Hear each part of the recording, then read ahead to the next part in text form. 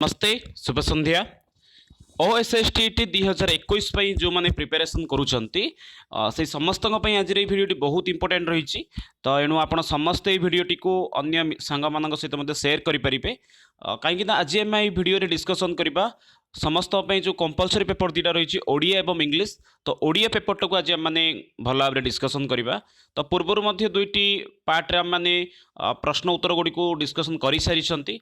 आज ही पार्ट्रे आम मैंने किसी प्रश्न को ये डिस्कसन करवा सठिक उत्तर जानिबा कौन रही एवं कहीं से उत्तरटी सठिक ताहा मध्य मुख्य रूप से जानिबा। तो आरंभ करवा। प्रथम प्रश्न रही हरि बारंबार परीक्षा रे अकृत्य कार्य हेउछि एही वाक्य रे केउ पदटी अव्यय पद अटे। गोटे वाक्य देछि एठी देखि पारथुवा समस्ते हरि बारंबार परीक्षा रे अकृत कार्य हेउछि। तो ए वाक्य रे अव्यय पद कौन रही जे सठिक रूप से कहबा। तो ये वाक्य रे आमर जदि अव्यय पद होछि ता होछि बारंबार। बारंबार गोटे कौन अटे ना अव्यय पद अटे। से हरि कौन अटे ना हरि होछि एठारे कर्ता अटे। जानिबा प्रत्येक विकल्प अर्थ जानिबा। हरि एठी कर्ता अटे। क्रियापद हेउछि हेउछि क्रियापदटी हेउछि हेउछि बोली ए पदटी। तो कौन कह जाइछि एठी जदि अव्यय पद कहबा ताले होछि अव्यय पद बारंबार एठी अव्यय पद अटे। किंतु परंतु ओ एवं बारंबार यह सब हूँ गोटे अव्यय पद। अव्यय पद अर्थ कौन ना जो पदर केबे मध्य किछि व्यय हो पारिबनी अर्थात नष्ट हो पारिबनी। से जेकोसी कौन विभक्ति रे से प्रयोग हो पारि विभक्ति रे मध्य तार परिवर्तन हबनी। जार केउठारे मध्य परिवर्तन होइते ताको आमे अव्यय पद बोली कहि थाउ। विशेष्य विशेषण रूप में मध्य तार परिवर्तन हबनी। तो ये बुझी पारथिबा समस्ते बारंबार एठी होछि अव्यय पद हरि कर्ता पद। परवर्ती प्रश्नटी देखिबा तेलिया शब्दटी केउ प्रकार पद अटे। शब्द ये मान देखिपा तेलिया बोली शब्द गोटे रही। तो ये तेलिया शब्दटी केउ प्रकार पद अटे। विशेष्य विशेषण अव्यय क्रिया। तो क्रियापद तो हो पारिबनी एवं अव्यय पद हो पारिबनी। तो सठिक उत्तर कौन रोचे एठी ना सठिक उत्तर होची विशेषण। विशेषण पद कहीं होची ना देखंतु जदि कहिबा विशेष्य विशेषण विषय जानिबा तेलिया मुंड बोली कहा जाय कि जनकर मुंडर अधिक तेल थिले ताकू तेलिया मुंड बोली कहा जाय। तेलिया मुंडरे तेल बोली मध्य एक रूढ़ी मध्य रही। से आउ किछि मते उदाहरण कहूँ तेलिया मिक्सचर बोली मध्य कहती अर्थात जोटा अधिक दिन टिके रही खराब हो गले तेलिया हो गला बोली कहा जाए। तो ये तेलियाटा गोटे कौन विशेषण पद अटे। से जेकोसी व्यक्ति माने वस्तु सहित तार प्रयोग होता है जेपरिक तेलिया मिक्सचर किंबा तेलिया किछि मध्य खराब हो जाइतिबा खाद्य विषय प्रायतः तेलिया शब्दटी प्रयोग करा जाय थाए। परवर्ती प्रश्न को जिबा। शब्द केते प्रकार बहुत इंपोर्टेंट पार्ट गोटे यहाँ बहुत जन ये भूल करती। शब्द केते प्रकार शब्द चारि प्रकार बोली कि जन कहते कि जन दुई प्रकार बोली कहते। तो बहुत जनकर विभिन्न प्रकार कंफ्यूज रोचे ये। तो ये टॉपिक टाक ये ठीक रूप से जानिबा ठीक उत्तर कौन रोचे। शब्द मुख्यतः जो देखा ताले शब्द होची दुई प्रकार। 9th क्लास जदि आप ओडिया मीडियम बही देखिए सेठी शब्द को दुई प्रकार बोली कहा जायछि। किछि जन व्यक्ति को कहबा अनुसार मते शब्द चारि प्रकार। जदि आपण मान जानिथिबे तत्सम तद्भव देशज वैदेशिक यही सब शब्द विषय ताले आपण मान निश्चित रूप से कौन करेंगे ना शब्द को चारि प्रकार बोली आपण मान भाविकी सेठी राउंड अप करदेवे। किंतु सठिक उत्तर जदि कहबा सठिक उत्तर होछि शब्द दुई प्रकार। चारि प्रकार प्रथमे कौन कौन जानले तत्सम अर्थ संस्कृत जात तद्भव अर्थ ताहा समान कहा समान नाम संस्कृत समान देशज अर्थात आम देशरू अर्थात राज्य जो सब भाषा सृष्टि जेपरिक आदिवासी भाषा हो द्राविड़ भाषा हो एवं संपूर्ण रूप से ओडिशार जनसाधारण मुखर जो भाषा सृष्टि से गुड़िक देशज भाषा अटे। सेपरी भाव में वैदेशिक भाषा कौन ना पर्तुगीज जापानिक पारसिक तुर्की इंग्रेजी एगुड़ी हूँ वैदेशिक भाषा। तो दुई प्रकार कौन कौन ना दुई प्रकार जदि कहबा गोटे हूँ मौलिक शब्द आउ गोटे हूँ व्युत्पन्न शब्द। अर्थात मौलिक शब्द अर्थात जी जो शब्द आम गोटे हेल्ले कौन अक्षर को काटी पारिबानी काटिले से अक्षर अनर्थ हो। तो सेहीपरि शब्द को कौन कहुच्छी ना मौलिक शब्द बोली कहुच्छी। सी हूँ शब्दर गोटे प्रकार रूप। द्वितीय प्रकार कौन अच्छी ना अन्य एक रूप हूँ व्युत्पन्न। व्युत्पन्न अर्थात उत्पन्न होची सृष्टि होची। जेपरि गोटे शब्द अच्छी घर बोलिकी से आम गोटे प्रत्यय को व्यवहार करदे उआ। तो सी कौन है घरुआ। से पाठ बोली गोटे शब्द से आम गोटे प्रत्यय जोग करदे उआ तो पाठुआ। तो यह सब हूँ कौन गोटे गोटे ना नुआ शब्द सृष्टि होची ताको आम कौन बोली कही व्युत्पन्न। तो शब्द जदि प्रकार भेद आम देखा तार शब्दर प्रकार भेद होची दुई प्रकार। ता कौन कौन ना मौलिक शब्द आ गोटे हूँ व्युत्पन्न शब्द। परवर्ती 4 नंबर प्रश्न को देखा। रु प्लस ज मिसी आर्य बोली सृष्टि होची। तो ये र स्थान रु स्थान र नुहे रु स्थान कौन होइची। रु प्लस ज मिसिक आर्जिय बोली होइछि तो रु स्थान रे एठी कोन आछि आर आ और अ तो जो देखिबा एठी सठिक उत्तर रहउछि तो एठी सठिक उत्तर रहउछि आर बोली आछि किपरि हिछि जानिबा टिके भल भाबरे ना संधि रे गोटे नियम रहिछि रु जदि रहिछि जदि जेतेबेले मते तार संधि रे परिवर्तन होउछि ताल तार कोन हो जाउछि ना और रे परिवर्तन हो जाउछि रु रो कोन हो जाउछि और बोली की किंतु एटा आ देइछि तो एठी हम माने कोन जानिबा ना एटा आर रे परिणत हो जाइछि जदि अर्ज्य बोली देइथान ताल आर्ज्य होइथान अर्ज्य बोली देइथान ताल और होइथान जेतु एठी आ देइछि सेतबे एठी आ आर आछि बोली हम माने कहि परिबा तो परवर्ती प्रश्न को जीवा आशा कर समस्त बुझा पड़ जाइथिबो रु रो संधि नियम रे कोन होइथाय ना रु रो और रे परिणत होइथाय एठी आ आछि एनु हम माने एठी आर बोली मेंशन करिसंती परवर्ती प्रश्न को जीवा गंग प्लस एय शब्द गोटे देइछि गंग प्लस एय गंगेय एठार एय शब्दटी केउ अर्थ रे व्यवहृत होइछि देखि पारत समस्त गंगा प्लस एय मिसी कोन हिछि ना गंगेय बोली हिछि तो गंगेयटी जो सृष्टि हला ता प्रकृत रे केउ अर्थ रे सृष्टि हिछि ना आपत्य संबंध अतिशरीय भाव सठिक आंसर जो मान जानिछन्ति से मान सठिक उत्तर को देई परिबे गंगा प्लस एय मिसी गंगेय सृष्टि हिछि होउछि एय प्रत्यय अर्थात एटा अपत्य अर्थ रे अर्थात पुत्र संतान अथवा संतान प्राप्ति अथवा संतान मानक जन बुझाई थे जेपरी दशरथ पुत्र को कौन बोली कह दासरथी बोली कहुई से भाई किसी रही जेपरी गंगा प्लस एय गंगेय से भाई किसी एग्जांपल आम मैंने देखा कृत्तिका प्लस एय कार्तिकेय भगिनी प्लस एय भागिनेय अर्थात भगिनी प्लस एय उपसर्ग प्रत्यय मिसी कौन है दीटा मिसिकी ना भागिनेय अर्थात ये भणजा को बुझेला से कुंती प्लस एय कौंतेय अर्थात जो कुंतींकर 5 पुत्र रहिले से बुझेला तो कहीपर ये सब जिन गुड़िक ए प्रत्यय अर्थात यही सब प्रश्न गुड़िक विकल्प गुड़िक रही है पुणी थे कौन पारे भर परीक्षा किसी गोटे रही पारे कार्तिक कृत्तिका प्लस एय कार्तिकेय भगिनी प्लस एय भागिनेय कृत्तिका अर्थात पार्वती को ये बुझाऊँ कुंती प्लस एय कौंतेय परवर्ती प्रश्न को जीवा कृपण शब्दर विपरीत शब्द कौन हम बहुजन ये बहुत भूल करती कृपण शब्दर विपरीत कौन हम अकृपण दानी बदान्य धनी चारिटी जाक ऑप्शन देखिए आप सामान लगुत कौटा मतलब कि चेंज ना लगुत सठिक उत्तर जो देखा कृपणर बहुजन कौन करना दानी बोली चूज कर देता भूल हम कृपण अर्थ हूँ कंजूस बदान्य व्यक्ति कृपण व्यक्ति बदान्य व्यक्ति कृपण व्यक्ति क्या धन देउना एपरी वाक्य होता है बदान्य व्यक्तिर हृदय बहुत बड़ अटे तो यहपरी भाव में किसी वाक्य होता है तो कृपण शब्दर जब विपरीत शब्द आम चर्चा करवा कृपण शब्दर विपरीत होउछि बदान्य परवर्ती प्रश्न को जीवा समुद्रर प्रतिशब्द केउटी चारोटी शब्द देइछि से चारोटी शब्द भितर समुद्रर प्रतिशब्द शब्दटा कौन अटे पयोधी आदिव्य बारी पय तो पय अर्थ तो जानी समस्ते पय अर्थ जल बारी अर्थ मध्य जल आदिव्य अर्थात मतलब लगुच जहाँ यह गोटे सूर्यंकर गोटे नाम बोली थाईपे आदिव्य किंतु ये सठिक उत्तर जो देखा पयोधी पयोधी शब्दटी मध्य जदि आम देखा पयोधी शब्दटी आमर बंदे उत्कल जननी जो कविता रही से पयोधी शब्दटी रही बंदे उत्कल जननी आसी तो तार लेखक होती राइटर होती कांतकवि लक्ष्मीकांत या मतलब सामान्य रूप से जानवा दरकार तो समुद्रर जो प्रतिशब्दटी रही तार सठिक उत्तर ये हूँ पयोधी जानवा दरकार समस्त परवर्ती प्रश्न देखिए 8 नंबर प्रश्न मिछ प्लस उआ एठार उआ क्यों अर्थ व्यवहृत होउछि पूर्व जानी ए प्रत्ययटी क्यों अर्थ होउछि ना ए प्रत्ययटी आपत्य अर्थात जन्म अर्थ होउछि बा जन्म तो कहबानी पुत्र मानक अर्थ बुझाऊँ बोलिकी वंशज अर्थ सेपरी भाव में मिछ प्लस उआ मिछुआ एठार जो उआ प्रत्यय व्यवहार होइछि क्यों प्रकार क्यों अर्थ व्यवहार होइछि अभ्यास संबंध अपत्य जात तो अपत्य तो हेनी अपत्य अर्थ ए प्रत्यय आम डिस्कसन करते तो ये सठिक उत्तर जब कह ये सठिक उत्तर हूँ अभ्यास अर्थ जड़े जब बारंबार मिछ जब कही कही कही कही चलला ताले हम शेष में कौन बोली कही तार अभ्यास है मिछ कह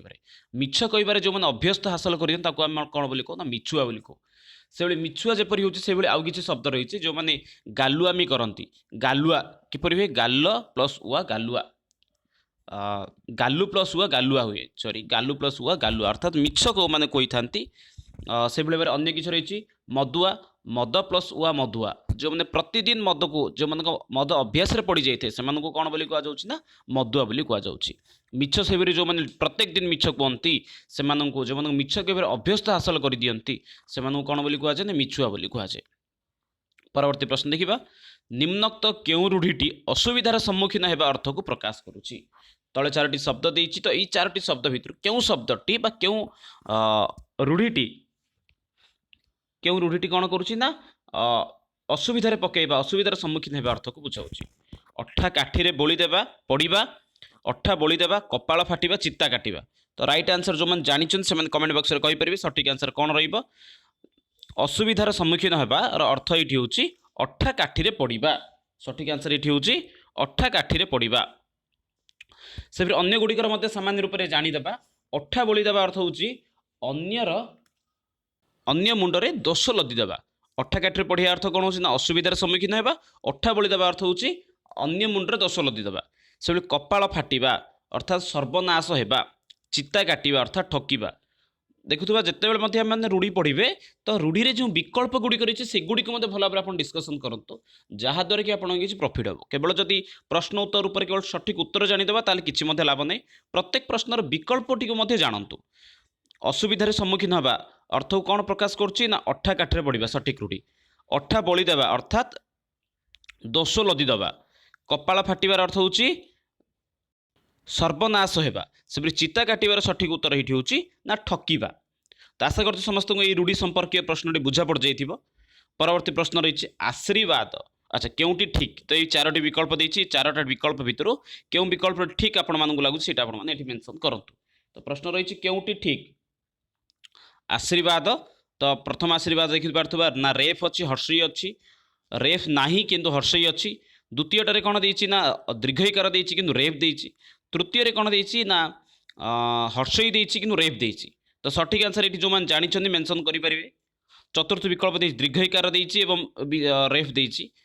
तो आशीर्वाद रे कौन दुईटी शब्द रोची आशीर प्लस बाद।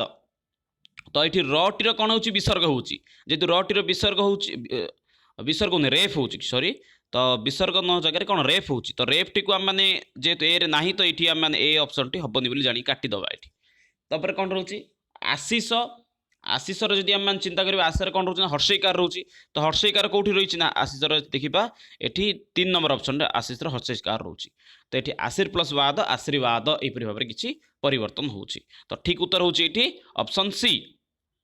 परवर्ती प्रश्न जीवा दिन निम्नक यह निम्नक तो क्यों अर्थ को प्रकाश करुच्ची। दिन बोली जो दीर्घईकार देछि दीर्घईकार दिनटी प्रकृत में क्यों अर्थ को बुझाऊँगी। तो ठीक आंसर जो मैंने जानी से माने सठिक आंसर ये पारे। सठिक आंसर कौन रोचे दिवस आलोक सकाळ दरिद्र।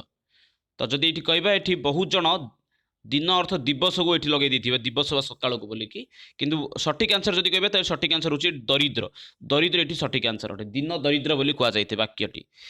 तो देखिबा ये दिन शब्दर प्रति शब्द बा दिन शब्दटी दिवस को कहीं बुझेबा ना दिनटी जदि दरे हर्षईकार था मन दे शुणा दिन में जब हर्षईकार था दिनटी दिवस को बुझाई था किंतु ये दीर्घईकार देछि। तो दीर्घईकार कौन हो दिन दरिद्र रे परिणत हो। दिन शब्द ये अर्थ हो दरिद्र गरीब। परवर्ती प्रश्न रही केउटी ठीक साहाज्य साहाज्य साहाज्य साहाज्य। अच्छा दुई प्रकार स्वर ये रही गोटे हूँ ये हूँ दंत्य स दुईटी देछि आ गोटे तालव्य स आ गोटे मूर्धन्य स। तालव्य मूर्धन्य स तो होनी साहाज्य। तो देखिबा सठिक उत्तर कौन रोचे ये सठिक उत्तर जदि कहबा ये सठिक उत्तर होची ऑप्शन बी। तार सठिक उत्तर कौन रोचे ना साहाज्य। साहाज्य नुहे सठिक उत्तर होची साहाज्य। बहुत जन साहाज्य को लिखती किंतु यह संपूर्ण भूल। ये सठिक उत्तर होची साहाज्य। परवर्ती प्रश्न को जीवा निम्नोक्त तो क्यों रूढ़ीटी डराइबा अर्थ को प्रकाश करुच्ची। आखि देखाइबा आखिरे पारिबा आखि देबा देखि पारिबा। सठिक आंसर ये कौन रोचे सब भितर सठिक आंसर जो मैंने जानी कही पारिबा निम्नोक्त तो क्यों रूढ़ीटी डराइबा अर्थ को प्रकाश करुच्ची अर्थ को प्रकाश करुच्ची आखि देखाइबा। ये कौन सठिक उत्तर रोचे डराइबार ना आखि देखाइबा। सेपरी आखि देबा सहायता करिबा देखि पारिबा मध्य निज गोड़े ठिया यहपरी भाव किसी अर्थ रोचे। ये सब गुड़ी को आम सर्वदा जानिया दरकार। तो ये सठिक उत्तर कौन निम्नोक्त तो क्यों रूढ़ीटी डराइबा अर्थ को प्रकाश करुच्ची ना आखि देखाइबा। रूढ़ीटी कौन करुच्ची ना डराइबा अर्थ को ये प्रकाश करुच्ची। परवर्ती प्रश्न रही उठाण। यही शब्द रे थिबा प्रत्ययटीर नाम कौन। उठाण शब्दटी जो देखा उठाण शब्द प्रत्ययटी कौन रही उठ प्लस आण। ये कौन हो ना उठ प्लस आण उठाण। तो उठ ये कौन होगा ना शब्द गोटे आसीगला धातु गोटे आसीगला किंतु एठी प्रत्यय कौन रही ना आण उठ प्लस आण उठाण सठिक आंसर होची उठ जुक्त आण उठाण से आ किसी प्रश्न को देखीदे फेडाण फेड जुक्त आण फेडाण मिशाण मिस जुक्त आण मिशाण से भाव भाषण भाष जुक्त आण भाषण जेकोसी प्रश्न केवे ना केवे कौटी मध्य पचारि पारे प्रश्न रे तो भल भाव ये सब टपिक गुड़ आमको पढ़ा दरकार। परवर्ती पद प्रश्न रही क्यों पदटी कृदंत चिन्ह तो निम्नोक्त जो सब पद गुड़िक रही से सब पद भितर कृदंत पद कौड़ा गोटे चिन्हवाई ये कहुई जैत्र धार्मिक नवीन कंटकित तो जदि ये सठिक उत्तर कहवा ये सठिक कृदंत पद हूँ जैत्र तो देखिपे समस्ते सठिक उत्तर कौन रही है जैत्र। परवर्ती प्रश्न को जीवा क्योंटी ठीक आशीष आशीष आशीष आशीष चारोटी आशीष ये तो सठिक आंसर कौटा ये जो मैंने जानते कमेंट बॉक्स में कहींपारे जदि ये सठिक आंसर कह ऑप्शन बी ये सठिक आंसर आशीष अर्थात प्रथम टी हूँ तालव्य स्व द्वितीय हूँ मूर्धन्य स्व और तालव्य स्वर कौन रोचे ना हर्षईकार रोचे तो अन्य कौटी ठीक नुहे ये गोटे ठीक आशीष रोचे यही रूपटी ठीक रही।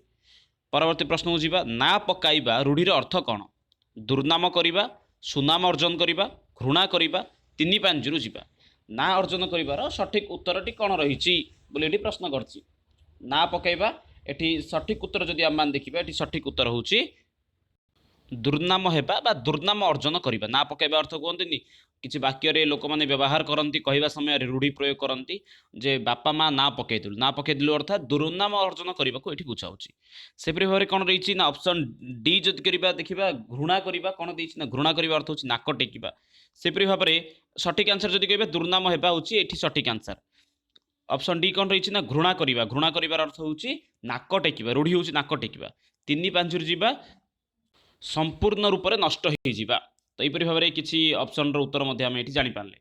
परवर्ती प्रश्न को जीवा परवर्ती प्रश्न कौन रही देखा वाक्यर प्रत्येक अंश को कौन कहती गोटे वाक्य जदि रही से वाक्यर गोटे गोटे पार्ट को जब आम डिस्कसन करवा तो गोटे गोटे पार्ट को कौन बोली कह ये गोटे मुझे उदाहरण दूसरी देखु ना वाक्य प्रत्येक अंश कौन कहती ये गोटे गोटे शब्द को जब आम ना ताल शब्द गुड़ाक वाक्य जब व्यवहार होनी भाव गोटे गोटे सेपरेट शब्द बोली भावतु वाक्यर गोटे सेपरेट शब्द प्रत्येकटा गोटे सेपरेट शब्द अंश हूँ आ गोटे सेपरेट शब्द ये सब शब्द गुड़िक जब सेपरेटली अच्छा ताहले एगुड़ाक क्यों प्रकार पद अटंती तो ये सठिक आंसर कहवा एगुड़ी को कौन कहुए ना सठिक आंसर ये हूँ एगुड़ी को पद बोली कहुए वाक्यर प्रत्येक अंश को कौन बोली कहुए ना पद बोली कहुए वाक्यर सर्वदा मन रखिए वाक्यर प्रत्येक अंश को पद बोली कहुच्छी पदर प्रत्येक अंश को वर्ण बोली कहुच्छी पदटी को आम भागिबा ये शब्द कौन तो ये कौन कौन शब्द रोचे क अ न अर्थात पद को जब विन्यास करवा माने ताले सेठी कौन आसजिबो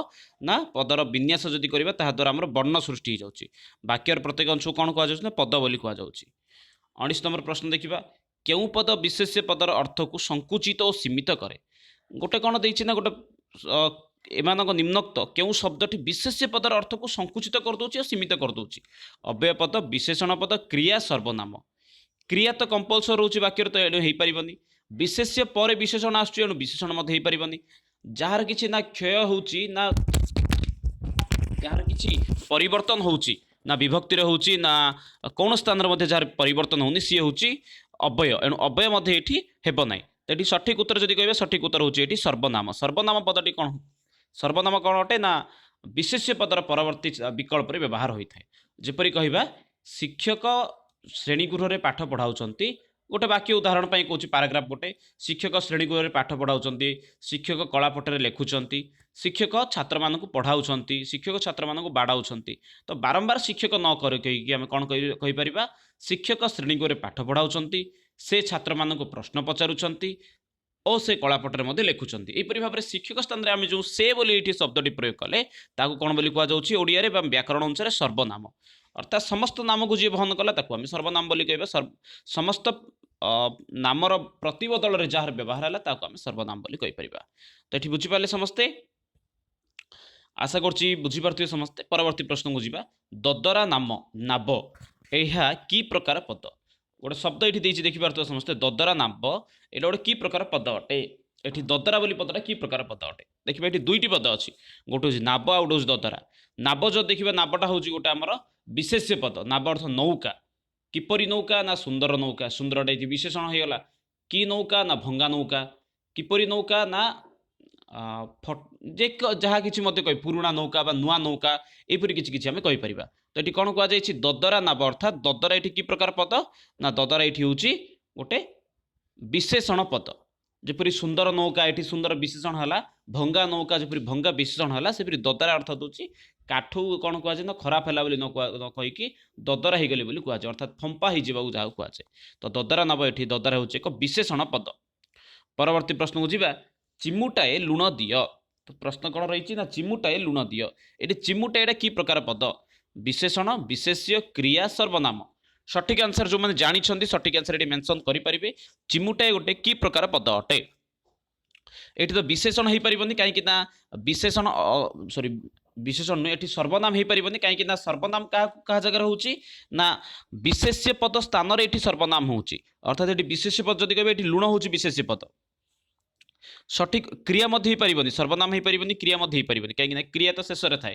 ଚିମୁଟାଏ ଲୁଣ ଦିଅ, ଏଠି ଦିଅ ହେଉଛି କ୍ରିୟାପଦ। ତ ସଠିକ୍ ଉତ୍ତର ବିଶେଷ୍ୟ ମଧ୍ୟ ହେଇପାରିବନି, ବିଶେଷ୍ୟ ହେଉଛି ଏଠି ଲୁଣ। ତ ଏଠି ଲୁଣକୁ କିଏ ବୁଝାଉଛି ନା ଧଳା ଲୁଣ, ଲୁଣ ଧଳା ହିଁ ଥାଏ ପ୍ରାୟତଃ, ତ ଧଳା ହେଉଛି ଏଠି କ'ଣ ବିଶେଷଣ। ସେଭଳି ଚିମୁଟାଏ ଏଠି ହେଉଛି ଗୋଟେ ବିଶେଷଣ, ଗୋଟେ ଲୁଣର ମାପକୁ ଏଠି ବୁଝାଉଛି। ଏଣୁ ଚିମୁଟାଏଟା ହେଉଛି ଏଠି ଗୋଟେ ବିଶେଷଣ ପଦ। ଆଶା କରୁଛି ସମସ୍ତଙ୍କୁ ବୁଝା ପଡ଼ୁଥିବ। ଯଦି ବୁଝା ପଡ଼ୁଛି ଆମ ଭିଡ଼ିଓଟି ଭଲ ଲାଗୁଛି ତାହେଲେ ଅନ୍ୟମାନଙ୍କ ସହିତ ମଧ୍ୟ ସେୟାର କରିପାରିବେ। କର୍ତ୍ତା ବଦଳିଲେ ମଧ୍ୟ କେଉଁ କ୍ରିୟା ବଦଳି ନଥାଏ? ଯଦି କର୍ତ୍ତା ବଦଳି ଯାଉଛି ତଥାପି କେଉଁ କ୍ରିୟାପଦଟି କେବେ ମଧ୍ୟ ଚେଞ୍ଜ ହୋଇନଥାଏ? ସମାପିକା, ଅସମାପିକା, सकर्मक, अकर्मक। तो ये जदि राइट आंसर आम मैंने कहवा ये ठीक उत्तर हूँ ऑप्शन डी। जो अकर्मक क्रियापद गुड़िक थे से केबे कौटी परिवर्तन हो न थाए। तो ये राइट आंसर हूँ अकर्मक। कर्ता बदलिले केबे अकर्मक क्रियापदर परिवर्तन हो न थाए। परवर्ती प्रश्न रही धातुरे प्रत्यय युक्त हो जो शब्द गठित हुए ताकू कौन कहती? धातु सहित प्रत्यय जोग होइकी जो पदटी गठन होची कि पद कहुए? तो सठिक आंसर ये हूँ कृदंत पद। धातु सहित जितेबाला गोटे प्रत्यय मिशुची तो से प्रत्ययटा कौन बोली कहुच्छी ना कृदंत।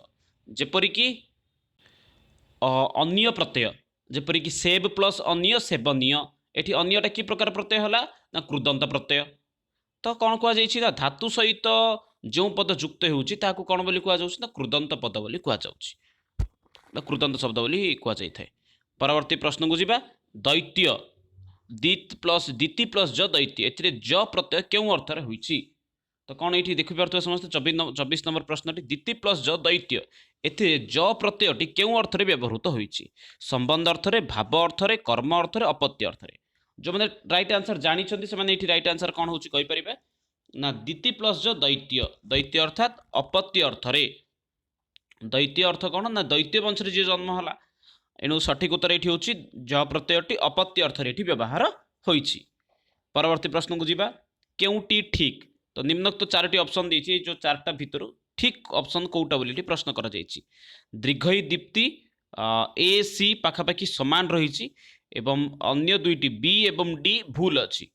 तो सठिक आंसर जदि ये कहे सठिक आंसर हूँ ऑप्शन ए किंबा सी, दुईटा जगह हूँ आमर ठीक। भूल बस्त प्रिंटिंग मिस्टेक हो जाइए। तो सठिक उत्तर जदि कहबा 25 नंबर सठिक उत्तर हूँ केउटी ठीक ना उभय ए एवं सी दीप्ति दीप्ति जो रही दुईटी जगह ठीक अटे। परवर्ती प्रश्न को जीवा 26 नंबर प्रश्न, निम्नोक्त शब्द गुड़िक मध्य क्यों शब्दटी समपर्यायवाची नुहे? तले चारोटी ऑप्शन देछि, तो ये चार्टा ऑप्शन भितर कौ गोटे ऑप्शन रही जहाँकि समान रूप से नुहे, सब जगह समचारित शब्द रही, समचारित नुहे पर्यायवाची शब्द रही। ए भितर गोटे ये शब्द रही जी कि पर्यायवाची शब्द नुहे। तो जोगी, मुनि, ऋषि, रोगी जदि कहबा एठी तो जोगी, मुनि, ऋषि ए सब गुड़ाक हूँ ना मुनि शब्द बा जोगी शब्द गोटे पर्यायवाची शब्द। साधु मानक कहुए जोगी बोली कहुए, मुनि बोली कहुए, ऋषि बोली कहुए, किंतु रोगी जो मैंने रुगुण व्यक्ति से कहुए। एणु सम पर्यायवाची शब्द भितर किए नुहे ना रोगी शब्दटी नुहे। सठिक उत्तर हूँ रोगी। अन्य जो शब्द गुड़िक जोगी, जो मैंने जोग करती तपस्या करते जोगी बोली कहुए। मुनि अर्थात जो मैंने तपस्या कम कर मुनि बोली कहुए। ऋषि मध्य सामान रूप से होता है। तो ये सठिक उत्तर जदि कहबा ताले सठिक उत्तर ये हूँ रोगी। 27 नंबर प्रश्न देखा, शुद्ध शब्दटी को बाछि लेख। वाल्मीकि, वाल्मीकि शब्द रे शुद्ध शब्द ये कौटा रही बोली प्रश्न रही। वाल्मीकि हर्षई दीर्घय रही, दीर्घई हर्षई रही, हर्षई दीर्घय रही, उभय ए एवं सी जदि आम कहबा ताले समान रही एवं बी एवं डी जदि कहबा समान रही दुईटी ऑप्शन आप ए सी चूज करेंगे अर्थात बी डी चूज करेंगे जोटा कले आप ठीक रहिबो। तो सठिक उत्तर कोटा दिले भितर आपण मैंने कहींपारे दुईटी ऑप्शन रोचे ये कौ ऑप्शन ठीक रही कहींपारे जी कह वाल्मीकि शब्द सठिक उत्तर रोचे ताले सी होची ऑप्शन बी एवं डी कौन होची ना वाल्मीकि प्रथमे दीर्घ एवं ता परवर्ती समय हर्षई प्रयोग करा जायथे। परवर्ती प्रश्न को जीवा गालीचा शब्दटी क्यों शब्द अटे देशज वैदेशिक तत्सम तद्भव ये गालीचा शब्दटा जो देखा माने ताले गालीचा शब्दटी होची वैदेशिक शब्द पूर्वर आम देश में गालीचा शब्दर प्रयोग नथिला तो सठिक उत्तर ये होची वैदेशिक शब्द। तत्सम तद्भव किए होता है ना जो शब्द गुड़िक संस्कृत सहित सामान था आम तत्सम तद्भव कहती किंतु ये गालीचा शब्दटी संस्कृत में ना एणु तत्सम तद्भव हेब नाही। देशज शब्द हेबनी कहीं देश में प्रारंभिक समय गालीचा शब्दटी नथिला गालीचा शब्दटी वैदेशिक मान नहीं आसती एणु एक आम कौन कहीपर गालीचा शब्दटा गोटे आमर वैदेशिक शब्द बोलिकी। परवर्ती प्रश्न को जीवा 29 नंबर प्रश्न गंगा यही शब्दटी क्यों वाचक विशेष्य अटे विशेष्य तो जानते माने तो विशेष्य जो रही विभिन्न प्रकार रही नामवाचक विशेष्य जातिवाचक विशेष्य वस्तुवाचक विशेष्य गुणवाचक विशेष्य तो ये जो गंगा बोली शब्दटी रही गंगा शब्दटा क्यों प्रकार विशेष्य पद अटे तो सठिक आंसर जदि कहबा ये सठिक आंसर होची गंगा शब्दटी नामवाचक विशेष्य पद अटे। परवर्ती प्रश्न को जीवा फूल बिना उद्यानटी सुंदर दिशे नाही तो ये बिना बोली जो शब्दटी रही बिना शब्दटी फूल बिना उद्यानटी सुंदर दिशे नाही बाक्यर अव्यय पद कौन बोली प्रश्न रही अव्यय पदटी कौन अच्छे अभी कहीपर फूल बिना दिशे उद्यानटी ये सठिक आंसर होची बिना सठिक उत्तर होची बिना बिना गोटे अव्यय पद अटे। तो आशा करुच्ची समस्त को आज सेसन भल भाव बुझा पड़ो समस्ते प्रत्येक प्रश्नर उत्तर को जापारे पुणी थे मिसवा आउ के नुआ सेसन से आउ कि प्रश्न उत्तर डिस्कसन करवा भिडियो जदि भल लगे तो सांग सहित शेयर करूँ रोचे धन्यवाद।